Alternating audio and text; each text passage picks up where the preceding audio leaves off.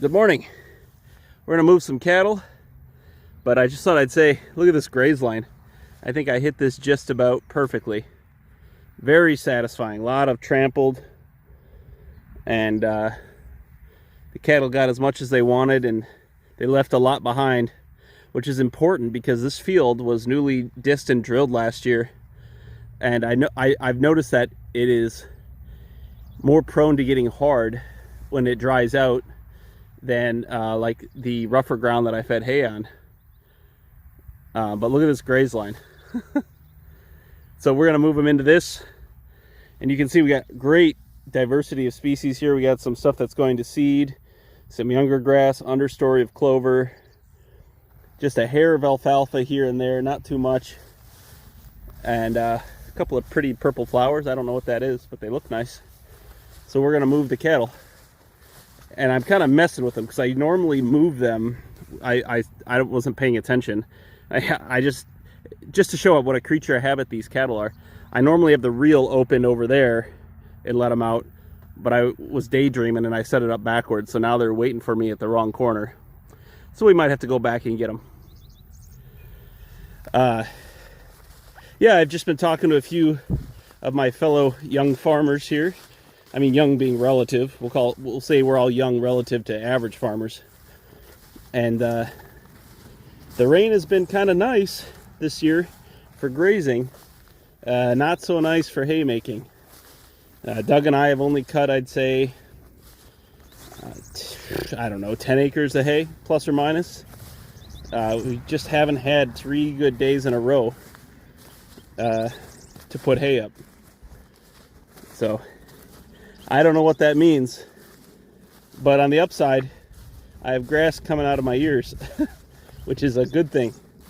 I'm considering trying to stockpile for the fall already, and what that means, and I'm thinking I'm going to leave. We'll go through this farm one more time on a rotation, and then I'll leave this field here and lead it to really get mature and overgrown, and then I can really come in and hit it hard and have really good stockpile. Yeah, there's some alfalfa over here. Have some really good stockpile for the fall and winter, and try to just push the boundaries of how I can graze in the winter in Minnesota. The winters have been changing a little bit, and I don't know if this is cyclical or seasonal or if this is just an incremental change, but it seems like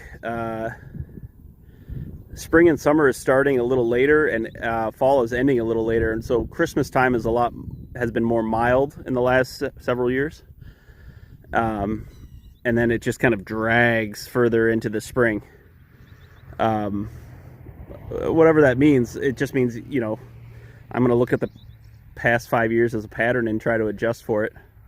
All right, I'm going to put you in my pocket, and then we're going to try to put this reel up, and then we'll push him down here. Sorry.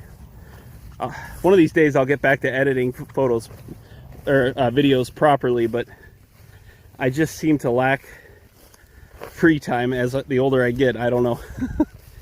I'm kind of keeping my eye out for a cow pat, because this is a pretty legume heavy.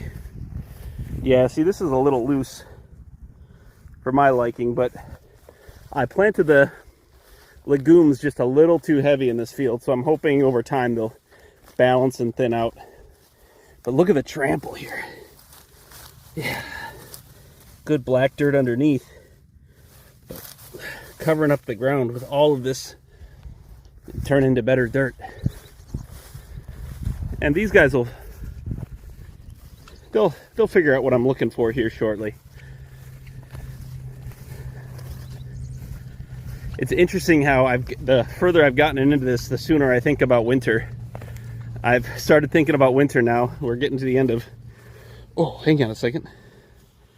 I scared him away. Shoot. Anyway, I saw some dung beetles in that cow pat, which is a good sign. We haven't had any calves in a while, so I'm kind of waiting for some fall calvers to push through and hoping to get the full amount. And if we have any that end up open, because I didn't really preg test, I'm just letting them show me what they want to do.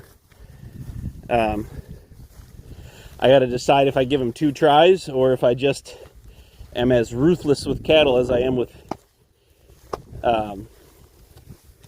my sheep. Yeah, they're such tame animals. I really love them. Here's a nice South Pole, huh? Look at that. Could you ask for a better animal? I don't know. That might be my favorite one.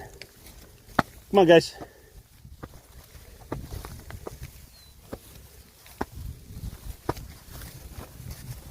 Yeah, see, I messed it up by not showing it. I changed my opening, so they don't know what I want.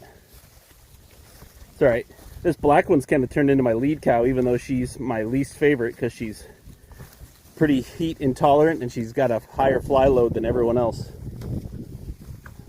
So back and forth like I'm my own sheepdog. I'm my own sheepdog here. Not that you want high-headed cattle, but these guys just don't even fear me at all. I'm smacking them on the butt and they're just not caring. All right, come on. Come on. Head down the way. Let's get, once I get some momentum, it seems like they're fine. Come on. Turn it around. Let's go.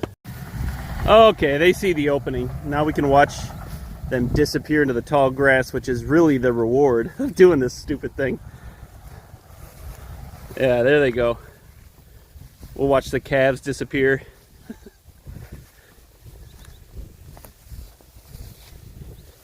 All right, go on, guys.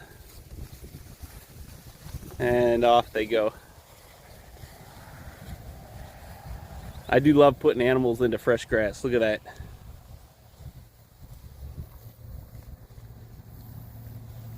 All right.